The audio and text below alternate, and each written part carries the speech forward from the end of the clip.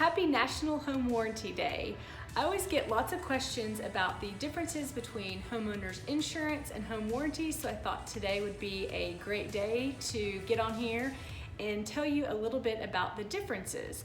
I know most of us know that homeowners insurance covers damage and loss by outside forces like fire, weather, or vandalism. So if any of these damage or destroy your property, then insurance comes in and helps rebuild and replace those damaged items. But what about when your oven range quits working or your AC just stops cooling? That's where home warranties come into play, and those cover the cost of repairs or replacements of certain appliances and systems that are caused by everyday wear and tear.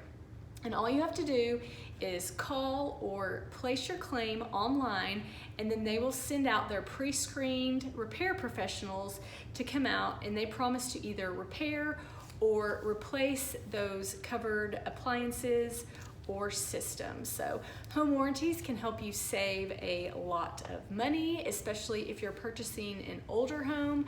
And we will often, when I'm working with buyers, we will write in a 1-year home warranty and ask that the sellers pay for that, and that just helps protect you against unknown pre-existing conditions.